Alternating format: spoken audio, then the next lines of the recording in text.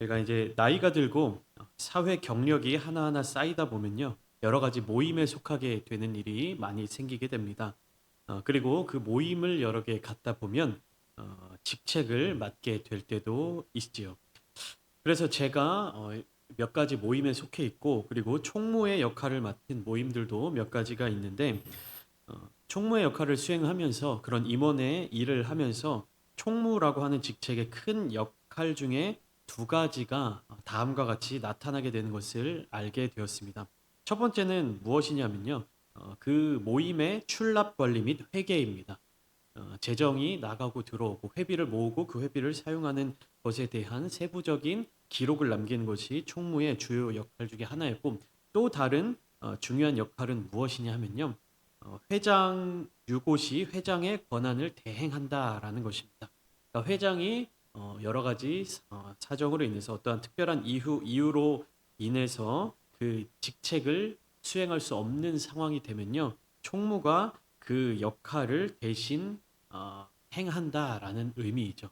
총무 대신에 부회장이라는 직책을 가진 자가 대신 그 일을 행하는 때도 있지만 보통은 회장 그리고 총무 이렇게 역할이 두 개만 있는 그런 그룹에서는요. 회장이 그 직책을 감당하지 못하는 환경에 처하게 된다라고 하면 총무가 그 회장의 대리인의 역할을 하게 되는 것이죠. 오늘 본문 말씀을 보시면 출애굽한 이스라엘 자손들을 계속해서 이끌어 가던 사람은 누구였습니까? 모세였습니다. 모세가 이스라엘 자손을 이끌어가던 백성들의 리더였습니다. 그러니까 회장과 같은 역할을 감당하고 있었던 것이죠. 그러면 그러한 이스라엘 자손들의 무리들 가운데 회장을 보필하고 회장이 자리를 비울 때 그 역할을 대신할 수 있는 총무와 같은 역할은 누가 하고 있었습니까? 아론이었습니다. 그러니까 오늘날에 우리가 살아가고 있는 어떤 조직을 통해서 이스라엘 민족들을 바라봤을 때 모세가 회장이면 아론은 총무와 같은 역할을 하는 사람이었죠. 이스라엘 자손의 리더가 가져야 할 태도와 역할은 분명했습니다. 그 공동체, 그 모임이 가지고 있는 특징은 명확했습니다. 무엇이냐면 하나님의 뜻을 지니고 그 뜻에 순종하며 살아야 되는 거예요. 그러니까 리더의 역할은 뭡니까? 하나님의 뜻을 이스라엘 자손들에게 정확하게 전하며 그 백성들이 하나님의 말씀에 순종하며 살아갈 수 있도록 만드는 것이 바로 이스라엘 자손의 리더가 해야 될 역할이었습니다. 그러니까 그들이 정말로 하나님의 인도하심을 따라 살아가도록 만들어야 하는 것이 이스라엘 백성들을 이끄는 사람의 역할이었던 것이죠. 그러니까 모세가 그 역할을 계속해서 감당하고 있었습니다. 이스라엘 자손들이 애굽에서부터 고통받고 고난 당하고 있을 때, 그리고 그들을 애굽에서 인도해 내어서 시내산까지 나아오는 모든 과정 가운데 모세가 바로 그 역할을 감당했습니다. 그런데 하나님께서 이스라엘 자손들에게 언약의 말씀을 주시기 위해서 모세를 시내산 꼭대기로 부르셨습니다. 그래서 이스라엘 자손들은 시내산 아래에서 모세를 기다리고 있었고 모세는 그 백성들의 가운데에서 자리를 비우고 있었죠. 그러니까 모세가 시내산으로 올라가서 그 자리를 비웠을 때 모세의 리더십을 대신할 사람은 누구였습니까? 아론입니다. 아론이 그 역할을 대체해야 했습니다. 그렇다는 것은요. 아론 또한 모세와 같은 리더십을 발휘해야 한다는 사실이에요. 모세가 자리에 없을 때 모세의 역할을 동일하게 해낼 수 있는 사람이어야 한다는 사실입니다. 그러니까 모세가 가지고 있었던 생각, 모세가 가지고 있었던 목적, 모세가 가지고 있었던 의도를 가지고 이스라엘 자손들을 대해야 한다는 뜻입니다. 그러면 과연 아론은 모세가 자리를 비웠을 때 그 역할을 잘 감당하였는가? 라는 것을 오늘 본문을 통해서 그리고 지난 시간의 본문을 통해서 우리가 쭉 살펴볼 수 있는데요. 결론부터 이야기하면 어떻습니까? 아론은 모세의 빈자리를 채우지 못했습니다. 그 역할을 대신하지 못했다라는 것이죠. 사실 모세가 그 자리를 비운 이유가 무엇이었습니까? 시내산 꼭대기에 올라가서 하나님께 증거판을 받아 가지고 내려오기 위함이었습니다. 증거판은 하나님께서 친히 쓰신 그 하나님의 백성들이 살아갈 기준이 쓰여져 있는 것이. 그렇기 때문에 이스라엘 자손들은 그 증거판에 기록된 메시지대로 하나님의 뜻대로 살아가야 될 의무가 있었던 것이고 이스라엘 자손들의 리더 역할을 하던 지도자들은 바로 그 백성들이 그러한 삶을 살아낼 수 있도록 가르쳐야 했다는 것입니다. 지난 시간 본문 말씀에 모세가 시내산 꼭대기에 있는데 하나님께서 진노하셨어요. 이스라엘 백성들이 부패하였도다. 그러니까 모세 네가 이곳에 올라와 있으니까 이스라엘 자손들이 어떻게 되었다는 거예요? 부패하였다. 썩어버렸다라고 말씀을 하시는 것입니다. 그래서 속히 너는 지금 내려가라. 지금 네가 여기서 이러고 있을 때가 아니다. 이스라엘 자손들을 대표해서 네가 나와 언약을 맺기 위해서 이 자리에 올라 있는데 바로 그 언약의 백성들이 썩고 있다. 부패하고 있다. 말씀하고 계시는 것입니다. 모세가 돌이켜 산에서 내려오는데 그의 손에는 증거판이 들려 있었습니다. 제가 좀 전에 말씀드렸죠. 증거판은 무엇에 대한 증거였습니까? 하나님의 언약 백성이다라는 증거였겠죠. 이스라엘 자손들이 바로 하나님의 약속의 백성들이다. 그러니까 하나님과 그의 백성 사이에 맺어진 언약에 대하여 기록되었을 것입니다. 그런데 그 언약은 어떻게 됐습니까? 하나님께서 기록으로 남겨주시는 그 사이에 이스라엘 자손들로 말미암아 그 언약이 깨져버린 거예요. 하나님이 모세와 함께 하시며 증거판에 글자를 새기시는 동안에 이스라엘 자손들은 그 약속의 모습들을 잃어버린 겁니다. 왜요? 모세가 없었기 때문에. 다시 말하면 그들을 인도할 리더가 없었기 때문에. 우리가 흔히 사회에서 이런 이야기를 하죠. 계약서의 잉크도 마르기 전에 태도가 바뀌어버렸다. 계약서의 잉크가 마르기도 전에 이렇게 자세를 바꿔버렸다. 이런 이야기를 하죠. 그러니까 하나님이 이스라엘 자손들과 언약을 맺으시고 야 우리 이제 그럼 계약서를 맺자. 시내산으로 올라와라 해서 모세를 대표자로 해서 하나님과 이스라엘 자손들이 그 계약서를 쓰고 있는데 오늘날로 따지면 그 계약서의 잉크가 마르기도 전에 이스라엘 자손들이 약속을 깨버린 겁니다. 하나님의 거룩한 언약 백성으로서의 모습을 잃어버린 거예요. 하나님의 명령에 따라서 모세는 이제 산 꼭대기에서부터 산 아래로 내려가기 시작했습니다. 근데 모세와 함께 올라갔던 사람이 있어요. 여호수아입니다. 여호수아가 모세와 함께 올라가다가 산 꼭대기 조금 아래에 여호수아는 머물러 있고 모세는 산 꼭대기까지 올라가서 하나님께 말씀을 받아 가지고 내려왔는데 여호수아는 산 정상보다 조금 아래쪽에 있어서 이스라엘 그 진영에서 들리는 이상한 소리들을 계속 듣고 있었던 것 같습니다. 그러니까 여호수아는 그 시끄러운 소리가 뭐라고 생각되었냐면 이스라엘이 편을 나누어서 싸움이 일어났다라고 생각하고 있었던 거예요. 그러니까 산 아래에서 워낙 시끄러운 소리가 나니까 산 위에까지 그 소리가 메아리처럼 들리는데 멀리서 들려오니까 정확하게 무슨 소리인지는 모릅니다. 근데 와와와와 거리고 시끄러운 소리가 들리기 때문에 여호수아는 혹시나 이스라엘 자손들이 서로 패를 나누어서 싸우고 있는 것은 아닌가라는 그런 걱정 어린 마음을 가지고 있었던 것 같습니다. 그러나 모세는 어떻습니까? 이 소리는 싸우는 소리가 아니라 노래하는 소리이다 이렇게 생각을 했습니다. 이렇게 이야기를 했습니다. 내가 듣기에는 노래하는 소리로다. 그렇다면 이스라엘 자손들은 무엇을 노래하며 무엇을 위하여 노래하였는가? 우리가 이 부분을 잘 생각해 볼 필요가 있습니다. 히브리어 원어를 보면 여기서 노래하다라는 단어는요. 아나라는 단어입니다. 아나라는 단어는 노래하다라는 뜻 외에도요. 소리를 지르는 행위 그리고 외치는 것, 선포하는 것, 대답하는 것 이러한 단어로 쓰입니다. 그러니까 노래하는 것, 소리 지르는 것, 소리치는 것, 외치는 것 이런 이야기로 되어 있는데요. 우리가 하나님을 찬양한다라는 것은 무엇을 의미합니까? 하나님을 향하여 노래하는 겁니다. 그리고 하나님의 놀라우신 일을 노래하는 거예요. 그러니까 성경 속의 히브리어 단어 중에 하나님을 찬양한다는 단어는 따로 있습니다. 따로 있는데 여기서 나오는 노래한다라는 말은요. 결국 무엇이냐면 그 대상이 누구냐를 이 화자가 딱 집어서 이야기를 하고 있다는 거예요. 그러니까 대상이 누구냐에 따라서 이 노래한다라는 것의 태도가 달라진다는 겁니다. 다윗과 사울의 어떤 그런 능력을 비교하는 노랫소리가 있었죠. 사울은 천천히요, 다윗은 만만이다. 성중에 여인들이 노래하여 이르되 사울은 천천히요, 다윗은 만만이로다. 여기에 노래하다라고 쓰인 단어가 바로 오늘 본문에 나오는 아나라는 단어입니다. 그러니까 사울은 천천히요, 다윗은 만만이다. 이것은 누굴 노래하는 겁니까? 다윗을 노래하는 것이죠. 다윗을 높이는 겁니다. 다윗을 찬양하는 겁니다. 그러니까 하나님을 향하여 노래하는 것, 하나님의 영광을 위하여 노래하는 것은 하나님을 찬송하고 높여드리는 것이지만 그 대상이 사람이 되면 어떻게 됩니까? 그 사람을 높이는 거예요. 그런데 만약에 그 대상이 사람이 아닌 다른 짐승이라든지 우상이 되면 어떻게 되는 겁니까? 그것은 우상 숭배의 모습에 가까워진다. 우상 숭배의 모습이라는 사실입니다. 그것이 아니라면 어떤 대상을 두고 노래하는 게 아니라 자신들이 흥에 겨워 신이 나서 즐거워하는 향락의 모습을 나타내기도 합니다. 그러니까 여기에서 모세가 이 소리는 승전가도 아니요 패하여 부르짖는 소리도 아니라 내가 듣기에는 노래하는 소리로다 하고라는 이 단어에 나와 있는 노래하는 소리라는 것은요 우리가 그냥 흔히 이야기하는 뭐 노래하는 모습, 즐거워하는 모습 그것만을 이야기하는 것이 아니라 이 사람들이 하나님을 노래해야 되는 사람들이 지금 다른 것을 노래하고 있다.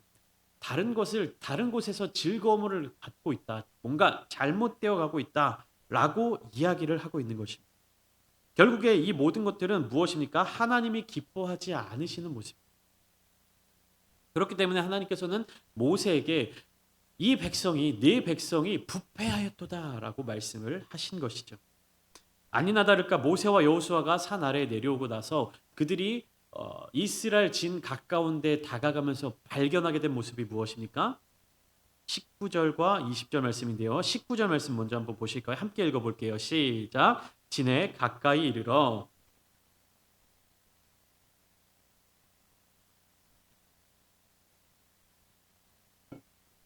아멘. 자, 진에 가까이 이르게 되니까 노랫소리도 분명해지고 그들이 춤추고 놀고 있는 모습이 보입니다. 그런데 19절에 무엇과 그 춤추는 것들을 보았다라고 나와 있습니까? 그 송아지와 춤추는 것들을 보았다. 그러니까 이스라엘 자손들이 노래하는 대상이 누구라는 거예요? 그 송아지, 금으로 만든 송아지, 즉 우상을 향하여 노래하고 춤추고 있다라는 것을 발견하게 된 거예요. 그러니까 이스라엘 자손들의 노래의 대상, 찬양의 대상이 명확하게 나타나게 되었습니다. 그들은 금송아지 앞에서 춤추며 요란을 떨고 있었어요. 그렇기 때문에 모세는 크게 분노해서 손에서 그 판들을 산 아래로 던져 깨뜨렸다라고 성경은 기록하고 있습니다. 무엇을 깨뜨렸다고요? 하나님이 주신 두 돌판을 던져서 깨뜨렸다라는 것이에요. 모세가 들고 있던 그 돌판의 크기가 정확하게 얼만큼 컸는지 알 수는 없습니다. 그러나 언약궤 안에 들어갈 만한 크기였기 때문에 보통 학자들은 한 60에서 70cm 정도 크기, 너비는 한 3, 40cm 정도 이렇게 된다라고 생각을 하고 있습니다. 그러니까 그 돌판이면 굉장히 무겁겠죠. 근데 그것을 던져서 깨뜨려 버렸다라는 거예요. 근데 우리가 여기에서 모세의 행동에 대해서 조금 이해가 되지 않는 부분들이 있습니다. 왜 그러냐면 우리가 지난 시간에 함께 나눴던 본문을 기억해 보셔야 됩니다. 7절부터 14절까지 말씀 속에서 모세의 태도는 어땠습니까? 7절부터 14절 말씀 속에서는 누가 분노하고 계십니까? 진노의 주체가 누굽니까? 하나님이십니다. 하나님이 진노하고 계세요. 왜요? 이스라엘 백성들이 부패하였기 때문에. 하나님이 그들의 우상숭배 모습 때문에 진노하셨습니다. 그래서 뭐라고 말씀하십니까? 그들을 진멸하고 너를 통하여 큰 나라를 이루겠다. 너가 누구예요? 모세를 통해서. 저기서 우상숭배하는 저 모든 이스라엘 자손들 내가 싸그리 멸절시켜버리고 너를 통하여 내가 큰 민족을, 큰 나라를 이루겠다. 하나님이 그렇게 새롭게 약속을 주시려고 하고 계셨습니다. 근데 그때 모세의 태도가 어땠습니까? 하나님 그러지 마십시오. 하나님 언약의 백성입니다. 저들을 여기에서 이 광야 가운데서 진멸하시면 하나님의 영광이 가리워집니다. 하나님의 명예가 땅에 떨어집니다. 저 이방 나라 사람들이 하나님을 손가락질할 겁니다. 라고 하면서 이스라엘 백성들을 용서해 주시도록 하나님께 간구하는 기도를 한 사람이 바로 모세였습니다. 야, 내가 너를 통해서 큰 나라를 일으켜 줄게. 내가 그 영광을 얻을 수 있고 내가 그 명예를 얻을 수 있고 내가 하나님 앞에서 그런 큰 나라가 될 수 있는데 모세는 하나님을 오히려 설득하는 거예요. 저들의 죄를 용서해 주십시오라고 하는 기도를 하나님께 올려드리는 것이에요. 이것이 하나님을 설득하는 기도라고 지난주에 말씀을 드렸습니다. 하나님의 약속을 상기시키는 하나님의 성품, 하나님의 영광을 주장하며 하나님께 말씀을 드리는, 하나님께 기도하는, 하나님을 설득하는 그 모습이 바로 모세의 모습이었어요. 그런데 오늘 본문은 어떻습니까? 태도가 좀 달라진 것 같아요. 지난 시간에는 하나님의 진노하심에 대해서 하나님 용서해 주십시오. 저들을 용서해 주십시오라고 구했던 모세가 이스라엘 자손들의 그 모습을 보면서 어떤 행동을 보여주는 겁니까? 모세 그 자체가 크게 노하는 모습을 보여줍니다. 크게 분노하는 모습을 보여주고 있다는 사실입니다. 왜 그럴까? 왜 그럴까요? 모세가 던져서 깨트리는 이 돌판, 증거판의 모습은 하나님과 이스라엘 자손들의 언약이 깨지는 것을 상징하는 모습이에요. 그러니까 모세는 내려와서 딱 저들의 모습을 봤을 때, 아, 하나님과의 약속이 깨져버렸구나. 이 이스라엘 백성들이 하나님과의 약속을 깨트려 버렸구나라고 하는 것에 탄식하는 모습을 보여주고 있는 것입니다. 그런데 모세는 왜 저들을 향하여서 분노하고 있는 것일까? 사실 이 모세의 분노는요, 하나님을 위하여서 크게 그 열심을 내는, 하나님을 진정으로 사랑하고 또 이 백성들도 너무나도 사랑하는 사람의 가장 적절한 태도였습니다. 그러니까 하나님이 이스라엘 자손들을 향한 진노를 가지고 계시죠. 그러나 하나님은 이 백성들을 여전히 사랑하셨습니다. 모세도 마찬가지예요. 하나님을 향한 사랑도 가지고 있지만 더불어서 무엇입니까? 하나님께서 사랑하시는 이스라엘 자손들을 사랑하는 마음이 모세의 마음속에서는 충만하게 있었다는 거예요. 그러니까 모세의 가장 중요한 일은 무엇입니까? 하나님의 진노하심을 긍휼함과 용서로 바꿔야 하는 것이. 그리고 이스라엘 백성들의 이 모습을 회개의 모습으로 바꿔야 하는 것입니다. 그렇기 때문에 모세는 이 하나님과 백성들 사이에서 중간자적인 역할, 중재자적인 역할로서 바로 이러한 모습을 보여주고 있는 것입니다. 그러니까 한편으로는 우리가 사람의 모습으로 상상해 보면 한편으로는 하나님을 막 이렇게 설득하고 하나님 마음을 막 풀어드리고 이쪽에 와서는 야 너희 그걸 잘못했어, 너 빨리 용서를 구해야 돼, 빨리 회개해야 돼, 이렇게 분주하게 움직이는 사람의 모습을 상상할 수 있을 것입니다. 우리가 그것을 생각할 수 있어요. 내가 정말로 사랑하는 친구가 있는데 이 친구가 뭐 선생님한테 되게 큰 잘못을 저지르게 된 거예요. 막 선생님한테 혼나야 될 때가 온 거예요. 그럼 어떻게 합니까? 내가 가서 야 너 그 무슨 뭐한 짓이야? 너 미쳤어? 너 진짜 혼나볼래? 막 내가 혼내는 거예요. 그럼 어떻게 합니까? 더 무서운 선생님이 야 됐다, 그만하면 됐다, 그냥 가라, 이렇게 얘기하죠. 모세가 그런 태도를 가지고 있는 거예요. 이스라엘 백성들이 향해서 갑자기 지난주 본문에서는 하나님을 설득하고 하나님께 이스라엘 자손들 용서해 주세요 이렇게 했던 모세가 오늘 본문에서는 갑자기 이스라엘 백성들을 향해서 막 분노를 일으키는 모습이 이게 이율배반적인 모습이 아니라 뭐냐면 하나님 앞에서 하나님의 용서를 구하는 어떤 선택 중에 하나였다는 거예요. 야 너네 하나님 앞에서 뭐 하고 있는 짓이야? 똑바로 못해? 혼나고 싶어? 하면서 하나님한테 이제 용서해 주세요, 넘겨주세요. 상상이 되시죠? 뭔가 잘못을 한 사람이 있는데 누군가 다른 사람한테 혼나기 전에 내가 막 호되게 혼내는 모습을 보이면 야 됐다, 그만하면 됐다, 그냥 가라, 이렇게 해주는 것처럼 하나님 앞에서 그러한 모습을 모세가 보여주고 있는 거예요. 그래서 모세는 돌판을 깨트릴 뿐만 아니라 이스라엘 백성들이 만든 송아지를 가져다가 어떻게 해요? 불살라 부숴버렸고 완전히 가루로 만들어버려요. 그래서 이것을 물에 뿌려서 이스라엘 자손들에게 마시도록 했습니다. 우상을 가루로 만들어서 그것을 물에 뿌려서 마시도록 하는 이 행위는 뭐냐면 그때 당시에 추악한 물건들, 그것들을 완전히 소멸하는 것을 상징하는 모습이에요. 그러니까 이것을 그냥 단순히 깨트려버리고 밖에 치워버리고 없애버리고 이렇게 하는 것이 아니라 완전히 가루로 만들어서 물에 타서 마신다는 것은 그것을 소멸해버리는, 다시 완전히 재생할 수 없는, 완전히 박멸해버리는 그런 것을 상징하는 태도입니다. 근데 중요한 것은요, 이스라엘 자손들의 모습은 그렇다 치고 모세가 이제 아론에게 가서 그 책임을 묻는 거예요. 내가 자리를 비웠을 때 당신이 그 책임을 지고 이스라엘 자손들을 하나님의 뜻 가운데로 인도해야 되는데 당신 지금 뭐 하고 있었습니까? 모세가 아론에게 그 책임을 묻고 있는 거예요. 21절 말씀을 보시면 모세가 아론에게 이르되 이 백성이 당신에게 어떻게 하였기에 당신이 그들을 큰 죄에 빠지게 하였느냐, 이렇게 묻고 있습니다.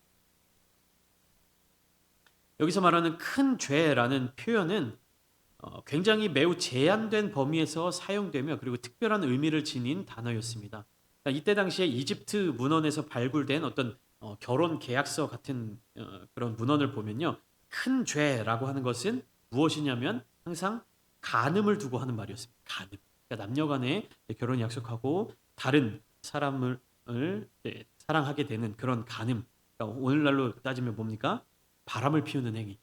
그것을 이제 큰 죄라고 지칭하였다라는 것입니다. 그렇기 때문에 하나님과 이스라엘 백성들 사이에서 중재자적 역할을 해야 되는 아론에게 당신이 그들을 큰 죄에 빠지게 하였다라고 이야기를 하는 겁니다. 모세는 누구에게 책임을 묻고 있는 겁니까? 아론에게 책임을 묻고 있는 거예요. 근데 아론은 어떤 태도를 가지고 있냐면 아론은 모든 죄를 백성들에게 돌리고 있습니다. 22절 보면 아론이 이르되 내 주여 노하지 마소서 이 백성의 악함을 당신이 아나이다. 근데 우리가 21절 말씀을 좀 주목해서 볼 필요가 있습니다. 모세가 질문했던 그 질문의 핵심은 무엇입니까? 모세가 했던 말 성경에 기록되어 있는 것을 그대로 제가 한번 읽어드릴게요. 여러분들 어디에 주목하시는지 한번 생각해 보세요. 이 백성이 당신에게 어떻게 하였기에 당신이 그들을 큰 죄에 빠지게 하였느냐? 모세가 이렇게 묻고 있습니다. 모세는 어디에 주목하고 있는 거예요? 아론에게 무엇을 물어보고 있는 겁니까? 당신이 그들을 큰 죄에 빠지게 만들었다. 이것에 대한 책임을 묻고 있는 거예요. 그런데 아론은 어디에 주목하고 있는 겁니까? 모세가 말한 앞부분에 주목하는 거예요. 이 백성이 당신에게 어떻게 하였기에 여기에 주목하고 있는 겁니다. 모세가 말하고자 하는 핵심은 뭐예요? 당신이 그들을 큰 죄에 빠지게 만들었다. 이 책임은 너에게 있다라고 이야기하고 있는데 아론은 그것을 어떻게 변명하고 있는 겁니까? 이 백성이 나에게 어떻게 했다라는 것을 변명하고 있는 겁니다. 모세가 질문할 때는요. 이스라엘 자손들의 태도나 행동은 중요하지 않았습니다. 중요한 것은 그들을 이끌어야 할 리더로서 아론이 가져야 할 자세였습니다. 그러니까 책임은 누구에게 있는 겁니까? 아론에게 있는 것입니다. 그러나 아론은 그 책임을 지지 않았습니다. 뭐라고 얘기합니까? 22절처럼 이 백성의 악함을 당신이 아나이다. 이 사단이 일어난 이유는 이 백성들이 악하기 때문이지 내가 무책임하기 때문이 아닙니다. 이렇게 변명하고 있는 것입니다. 아론은 이스라엘 자손들의 악함을 단정지었습니다. 판단하였습니다. 모세가 하나님 앞에서 이스라엘 자손들의 죄에 대하여서 용서해 주시기를 구하였던 것과는 반대로 아론은 어떻게 하고 있습니까? 이스라엘 자손들 저 사람들이 죄인이다, 악한 사람이다라고 이야기하고 있어요. 악을 규정하는 것은 누구의 영역입니까? 하나님의 영역입니다. 선과 악을 구분하실 수 있는 분은 하나님밖에 없으세요. 근데 아론은 지금 모세 앞에서 뭐라고 하고 있는 겁니까? 이스라엘 백성들이 악하다라고 이야기를 하고 있습니다. 자신은 이스라엘 자손들이 요구한 그 일에 대하여서 최소한의 역할만을 했을 뿐이다. 이렇게 이야기하고 있는 겁니다. 아론의 입장을 상상해 봤어요. 아론의 말은 이거 같아요. 이렇게 수백만 명의 이스라엘 백성들이 나를 계속해서 나에게 요청하고 나에게 소리 지르고 이것을 막 요란법석 들고 모세는 어디 갔냐 소리 지르고 있는데 내가 그럼 이 백성들을 어떻게 통제하냐. 너가 자리를 비운 그 사이에 이스라엘 자손들이 요구한 그 일에 대해서 나는 그냥 요만큼만 보태준 것뿐이 없다. 이렇게 아론은 변명을 하고 있는 것입니다. 24절 말씀에 23절 24절 한번 제가 읽어드릴게요.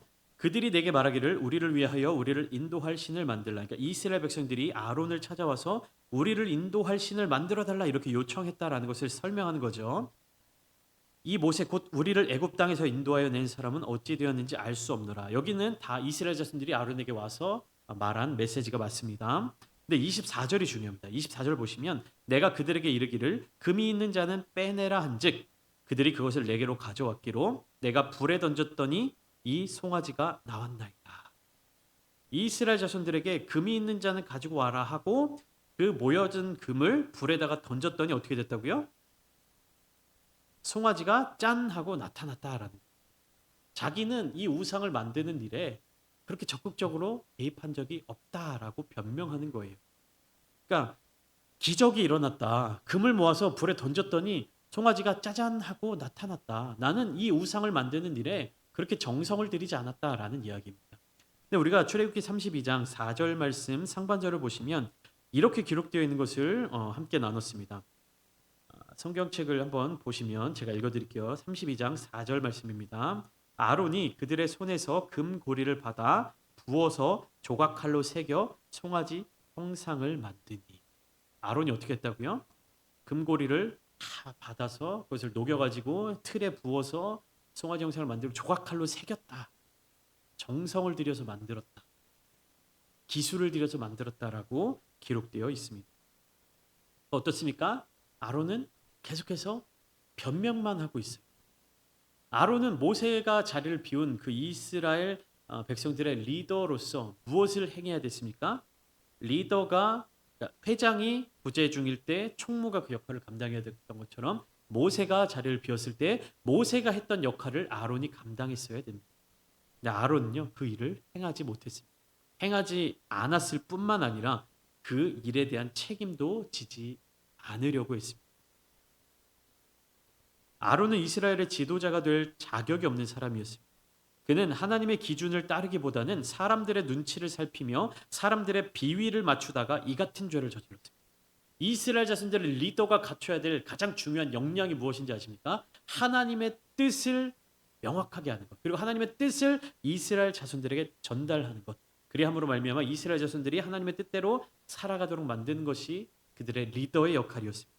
그러나 아론은요 하나님의 기준을 따라가지 않았고요. 하나님의 뜻이 무엇인지를 알려고 하는 것보다 자기에게 와서 소리치는 그 이스라엘 백성들, 그 사람들을 두려워하고 그 사람들의 비위를 맞춰주는 대답을 하고 행동을 결정했다는 것입니다. 그가 저지른 큰 죄, 더 나아가 그는 책임을 추궁당할 때 모든 책임을 이스라엘 백성들에게 돌리게 되었어요. 내가 하고 싶어서 그런 것이 아니라 저 사람들이 요구해서 내가 들어준 죄밖에 없다. 모세는요 자기 책임을 인정하지 않는 아론에게 이제 더 이상 어떠한 말도 하지 않습니다.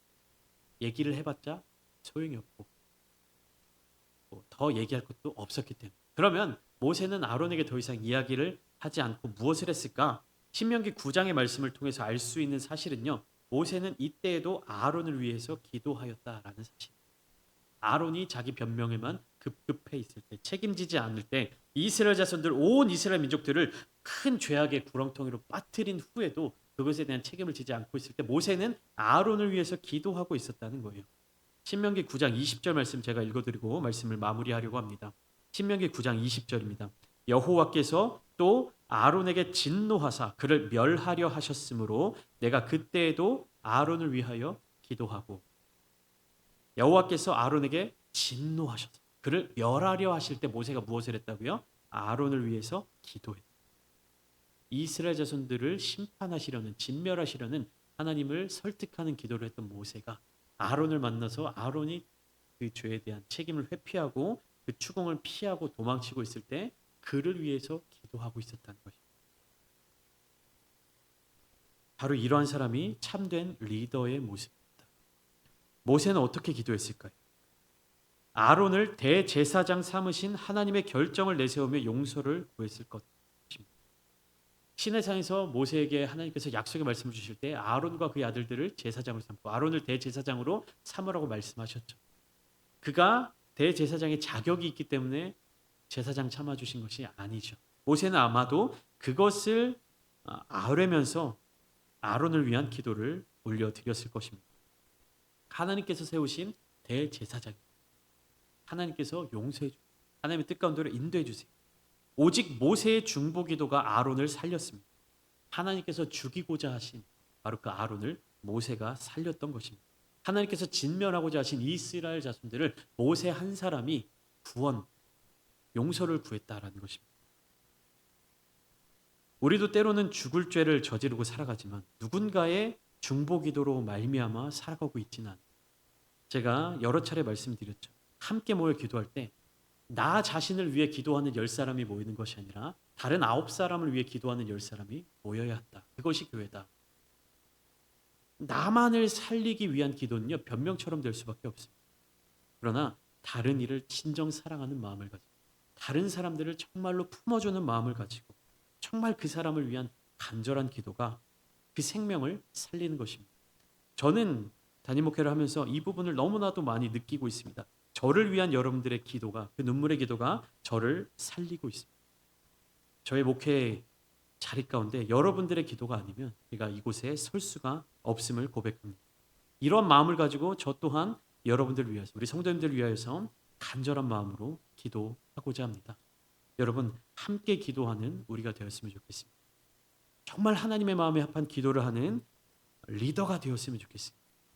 지금은 비록 작은 모임과 같지만 하나님께서 아름다운 창대교회를 기뻐하심으로 말미암아 크게 부흥케 하실 때 여러분들이 이 영혼들을 품고 기도하는 리더가 되시기를 소망합니다.